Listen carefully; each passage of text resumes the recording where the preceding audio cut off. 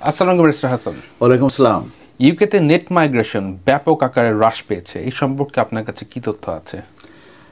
এই ব্যাপারে যে তথ্যটি আমি এখন আপনাদের সঙ্গে শেয়ার করব, এটি 27 নভেম্বর 2025-এ পাবলিশড হয়েছে এবং সেখানে অফিস ফর ন্যাশনাল স্ট্যাটিস্টিক্স তারা একটি ফিগার পাবলিশ করেছে নেট মাইগ্রেশনের উপরে, এবং সেখানে তারা বলতে চাচ্ছে যে 2/3 এটা ডাউন হয়েছে।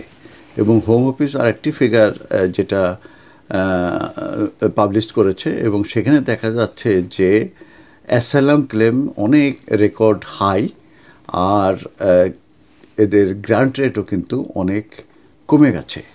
তো net migration for the year ending June 2025-এ এটা এস্টিমেটেড হয়েছিল অ্যাট 204,000, ডাউন ফ্রম 649,000, মানে 649,000 থেকে এটা কমে এখন 204,000 এটা এস্টিমেটেড করা হয়েছিল জুন 2025 পর্যন্ত। সো লার্জেস্ট যে প্রফেশনাল লং টার্ম যে ইন্টারন্যাশনাল মাইগ্রেশন স্ট্যাটিস্টিক্স তারা এটা রিলিজ টুডে তারা যে রিলিজ করেছে যে এবং সেটা রিলিজ করেছে হচ্ছে অফিস ফর ন্যাশনাল স্ট্যাটিস্টিক্স, এবং এটা শো করছে যে substantial 2/3 fall in net migration compared with the previous year.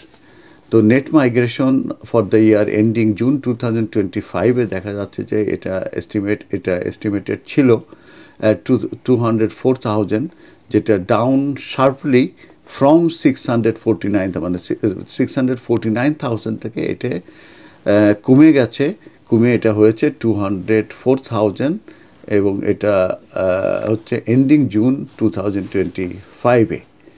তো ইমিগ্রেশন যেটা অনেক কমে গেছে ফ্রম অ্যান এস্টিমেটেড 1,290,000 to 898,000, যেটা উইথ দ্য মেজরিটি 75% যারা অ্যারাইভেল করেছিল ফ্রম নন ইউ সিটিজেন থেকে, কান্ট্রি থেকে, এবং EU national accounted for just 9% of all immigrants.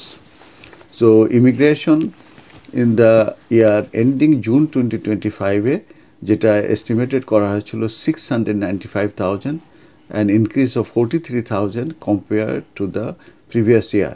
The ONS noted করেছে যে most people who left the UK were non-EU nationals, যেটার পরিমাণ হচ্ছে 286,000, with around half of those being student, মানে তার ভিতরে হাফই হচ্ছে স্টুডেন্টরা, তারা ফিরে চলে গেছে।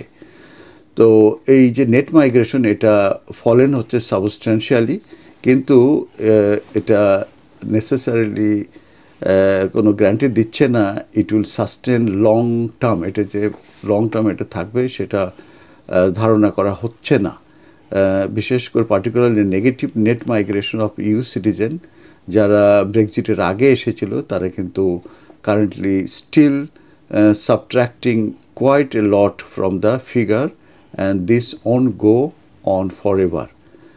ইতিমধ্যে হোম অফিস তারা রিলিজ করেছে এই 27 নভেম্বর 2025 হয়েছে লেটেস্ট কোয়ার্টারলি ইমিগ্রেশন স্ট্যাটিস্টিক্স, সেখানে covering the year ending September 2025-এ। তো এটা এখনও অনলাইনে আছে। তো ওয়ার্ক ভিসার উপরে যেটা বলা হয়েছে যে work visa are granted to main applicant 27% এটা ড্রপ হয়েছে অন লাস্ট ইয়ারে। বিশেষ করে হেলথ অ্যান্ড কেয়ার ভিসা এটা অনেক কমে গেছে, কারণ হচ্ছে টু 17,000, 89% মূলত ড্রপ হয়েছে health and care visa from there 2023-তে এটা পিক ছিল। এরপরে স্টাডি ভিসায় এটা গ্রান্টেড হয়েছে 440,000 ইস্যু হয়েছে ভিসা। ব্রডলি এটা আনচেঞ্জ রয়ে গেছে ইয়ার অন ইয়ার, কিন্তু স্টিল 31% বিলো দ্য 2023-তে যেটা পিক ছিল। অতএব এই ভ্যারিয়াস স্টুডেন্ট ডিপেন্ডেন্ট যেগুলো আসা বন্ধ হয়ে গেছে, এটা 57% ডিক্রিজ হয়েছে। আর অ্যাসাইলাম ব্যাপারে যেটা বলা হয়েছে যে 110,000 অ্যাসালাম অ্যাপ্লিকেশন তারা রিসিভ করেছে in the year ending September 2025-এ, এবং 13% more than the previous year, এবং এই হায়েস্ট নাম্বার এভার রেকর্ড, এটা কিন্তু হায়েস্ট নাম্বার। এবং decision making increase substantially, 134,000 initial decision were issued, up 31% on the previous year. আর উইথ এ 45% রেট মূলত granted হচ্ছে, আর 55% অ্যাপ্লিকেশন মূলত রিফিউজ হচ্ছে, যেটা মূলত স্লাইটলি বিলো লাস্ট ইয়ার্স 52%।